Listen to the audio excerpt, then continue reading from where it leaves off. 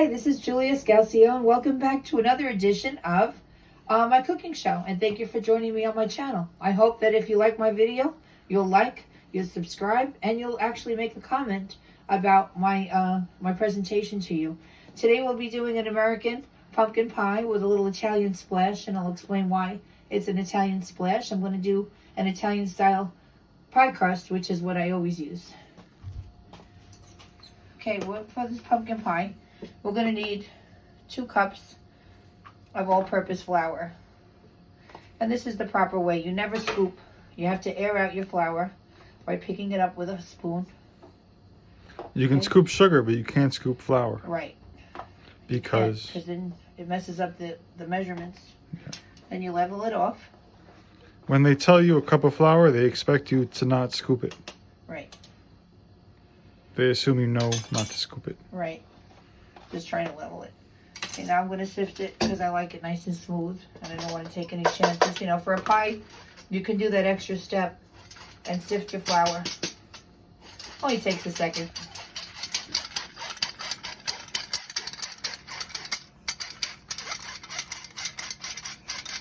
Sometimes flour, when it sits for a while, it starts to become little rocks, you see?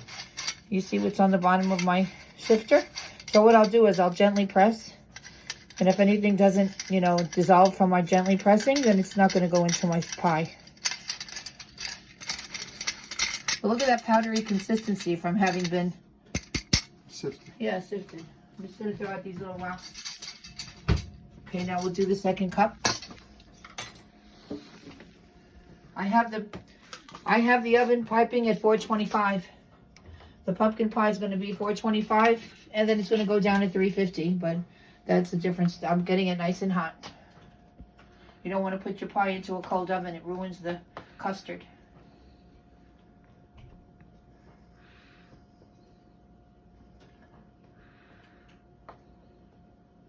Mine is a no-fail pie crust. You don't ever have to be afraid of pie crust with my recipe. And not only that, but it's healthy. In Italy, we use olive oil. In America, we use vegetable oil. You know, sometimes I could use olive oil if I want. The light version, so nobody tastes that it's olive oil. And it's a lot healthier than putting a bar of butter in there or 2 bars of butter.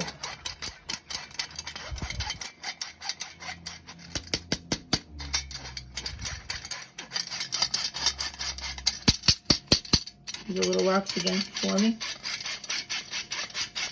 Looks like a volcano. Yeah. Beautiful when it's sifted, isn't it? It's such a difference. And you know, 5 minutes more and you get a nice consistency with no little flour rocks. See, I'm going to throw those out. All right. Looks like a shark, too. Yeah. All right, we're done with this now. I'm going to put this in the sink. All right, next thing we do is get a teaspoon. We're going to get 1 teaspoon of salt.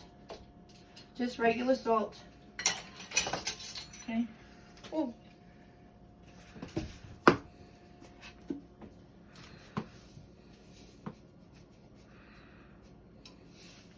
These taste so much better than the store-bought pie crusts. I want to make sure I have a teaspoon, or else you could taste it.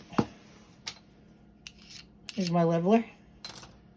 All right, now we're going to thoroughly, gently mix, because flour is very delicate. Gently mix the flour evenly and distribute it in the flour. So soft and pillowy, especially since it was sifted, as you can see it. You don't want to work the flour too much, right? Well, yeah, not now. When it's dry, you can work it as much as you want. But once you add the wet stuff, you can't work it as much as you want. It turns to cement. You just mix it till it's combined. Okay, so I think that's mixed nicely. All right. That's it. Now I'm going to put the salt away. Now I'm going to add my next ingredient, which is a little more than a half a cup of vegetable or olive oil, light olive oil. That's my Italian splash that I was talking about. Because American takes it from the French, which is butter. A butter-based pie crust. Now you see what I mean by a little more than half? I didn't quite reach the next line, but I didn't go on the half either. That says canola. That's vegetable. Okay. Same thing. Canola, vegetable. Oh, I thought you light said olive olive. oil. What? Oh. Canola is vegetable oil. I thought you said olive oil. It could be light olive oil too, I said. You want it light because if you have regular olive oil, it's going to taste like olives, the crust. People like the vegetable oil because it doesn't taste like anything. And neither does light. All right, now we need light olive oil. Now we need a 1/4 cup of milk. Any kind of milk. I use 1%. You could use whole. 1/4 cup. It's a little bit more. Good. Okay. 1/4 cup. Put it right in there. And voila. It's done. Now all you do is gently turn. And it will become pie crust in a matter of seconds. Now this is the point where you don't want to work it too much. Right. You just want to combine it. You see the flour getting absorbed by the liquids? If at any time you find that your pie crust is way too dry, where it's like clay, you could add a little more milk. No problem. Now how come you don't want to work the flour too much? Because then the gluten starts to come out in the flour, and then the pie crust is not gentle and flaky. It's hard. You know? At a certain point in this, I have clean hands. I'm going to pick it up gently. It's so soft. You can't believe how billowy it is. There it is. There you go. My little pie crust has formed. Perfect. And you need to spend $4 at the supermarket for your pie crust. Okay, this will give you 2 9-inch things. Top and bottom? Yeah, if you're using one apple pie. But I only need 1, so I'll save the other.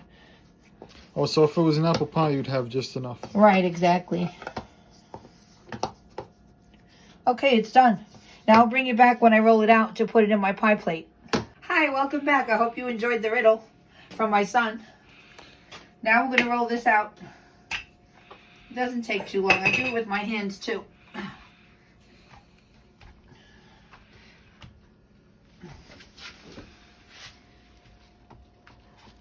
To start it out, I do with my hands. You know, I see it's going a little bit too vertical. I want to go that way. I could do that initially, and then I'm going to roll it out. Okay, just the way it goes the way I want. So why are you rolling it out? What is the purpose of that? Well, to flatten it out, you can't put a big... You see how thick it is? Rolling it will let it be uniform and thinner. Because originally it was just a ball of dough. Right, exactly. So you need to roll it out into the shape of the pie plate. Right. Exactly. You have any tips to rolling? No. Just I use these Amazon non-stick sheets because I have a lot of bad luck trying to roll dough. It sticks to my... No matter how much flour I put on it, and then the more flour I put on it compromises the ingredients of my dough. So I don't like to put... this looks big enough. All right. I think there's a little bit too much on this side. It's thick. And this side's not thick. See, pie crust is very forgiving. Doesn't have to be perfect. This looks good. Alright, so I'm going to just use my hands. That was a good little tip, how you put the pie plate over it. Yeah, so you have an idea of how much you need to roll, or you roll too much. Thank you. See, what I'm doing now is trying to make a uniform circle. Okay. I'll put this on the side. Alright. Alright, now I'm going to take the pie plate. Okay. You have to flip it over. Flip it in. Flip it in. Now what are you doing there? No. Pressing it down? Yeah, you're pressing it down to form to the pie plate. Okay. Then you're going to peel a little bit with this. This is all so non-stick, this big one I have.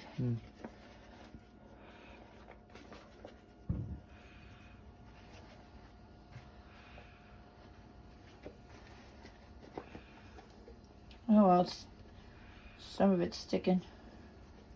You can, you know, it's very forgiving, so you could fix it up. Yeah. I'm going to fix So it we up. have a little...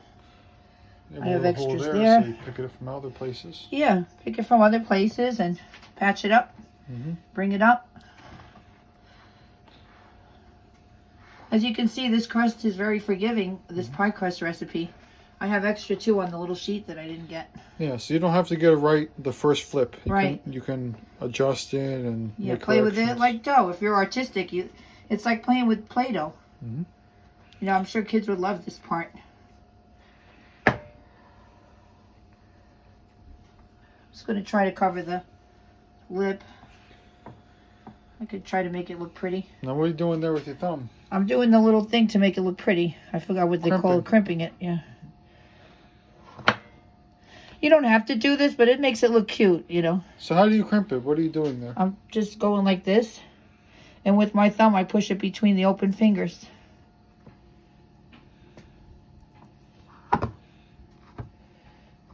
Now why do you do that? Why do you crimp it? It's just beauty, that's all. It doesn't have to be But if you don't crimp, sorry for interrupting you, but if you don't crimp, it just looks like, it doesn't look neat. And yeah, nice. Yeah, it looks, it's aesthetic, right? The aesthetic. Yeah. Okay, I think that's it. All right. All right. Oh, there's a little, see that little crack there? No problem. We have extra on the sheet there. Fill in the crack. It's done. Mm-hmm. Nice.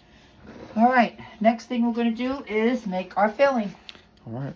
All right. So the first thing we're going to do is have 2 separate bowls. Here I have 2 beaten eggs that I whisked up together. Broke them up. They're going to be separate. So you have wet and you have dry bowls. Right. So the dry is going to be 3/4 cups of sugar, which I already measured so I don't bore you. Dry is going to be 1 teaspoon of cinnamon. Okay.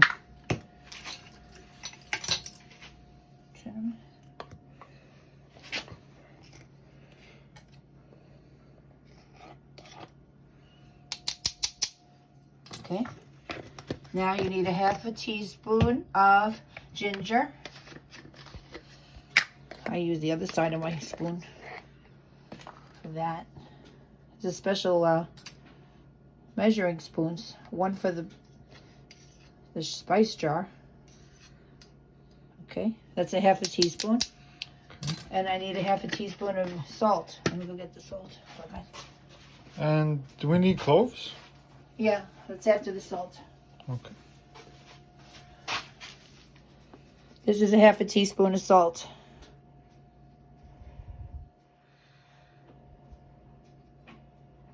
Okay, I'm just definitely going to level this.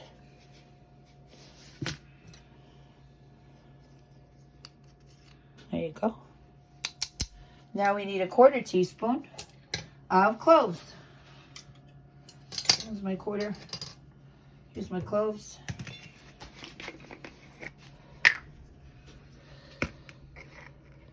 Cloves are very pungent, as you know, and potent, so you definitely want it. Only a 1/4 teaspoon, or else you're going to have a mouthful of cloves. Anything more than a 1/4. All right, and now you mix your dry ingredients gently. And make sure they're all combined nicely, so you have a nice uniform taste when you're eating your pie. It smells really like pie, doesn't it, Chris? I saw the cinnamon earlier. I can really smell the cloves. You smell them? No. I might have a whiff of the cloves. You have to make sure this is really well combined, as I'm doing, because No, we have little pebbles like where you're breaking up. yeah, that's okay. They'll break up when you do the mixing and in the oven, so it's no big deal. I'm doing the best I can, but it looks really good combined. It's mostly combined now. It's a little pebble. That's cinnamon. You could see that. Now I smell the cloves. Yeah. So a little 1/4 teaspoon and make up the whole house smell like cloves. All right, that dry ingredients are done. Next thing we do is we take our pumpkin. Let me get my thing. I have a 15-ounce can. You can use anyone. I like Libby's, but I will also use anything on sale. But it has to be 15 ounces, and it has to be pure pumpkin. Some of them, you know, already has this stuff in them. It has to say pure pumpkin. It's plain, just pumpkin. Some of them have the cloves and everything. Yeah, in everything in it. They'll call it the pumpkin pie mix. So you put the pumpkin in the egg. in the egg. Okay.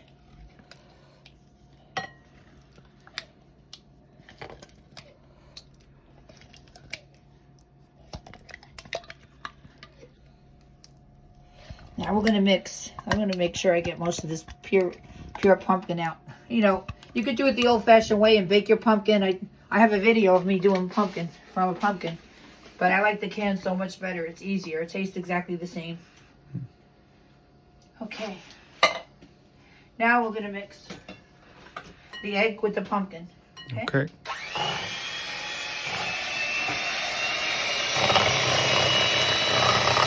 Not a lot, just so they're combined.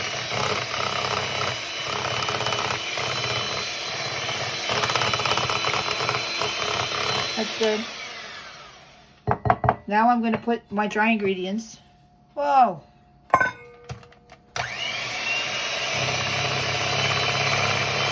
Take your time. You want them to be evenly distributed.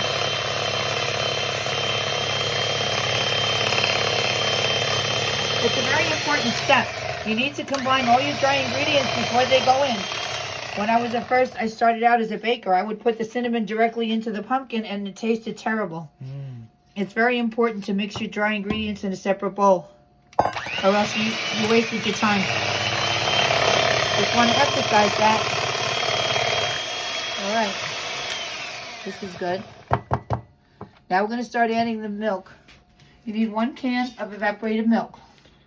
Must be 12 ounces. It's important to add the milk while you... Yeah. You want to do a little at a time.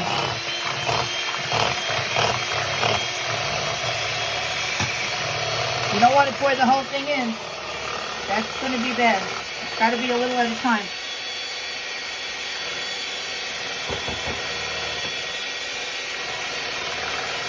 There you go. Nice.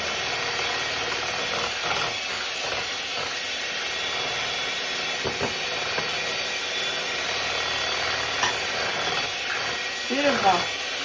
Looking like a pumpkin pie color, right, Steve? Yes. All right. I think one more will do it. Oh! I'm going to make sure that milk is in there. You know, well combined.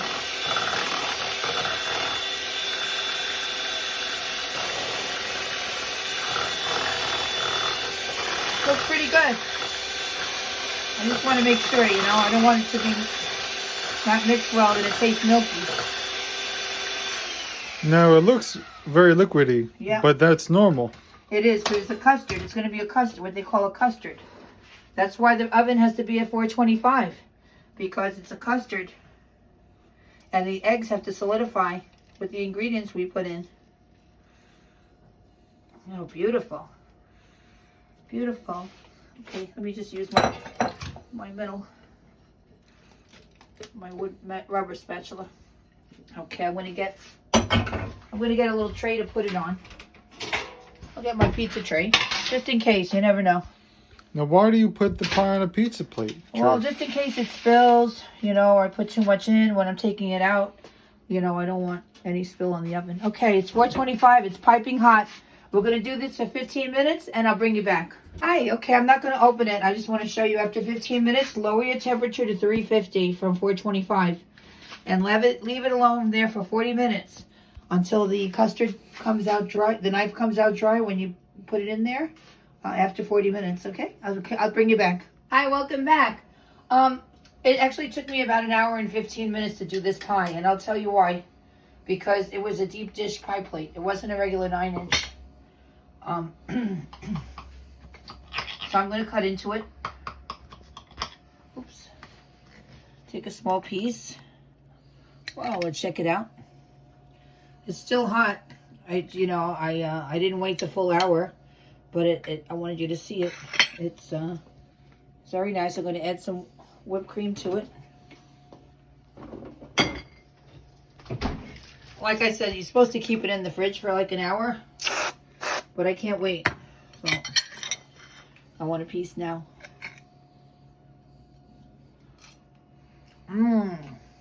Don't. Oh my god. It's so delicious. There's no comparison between this and a store-bought pie. So I hope you try it. And let me know in the comments how you did.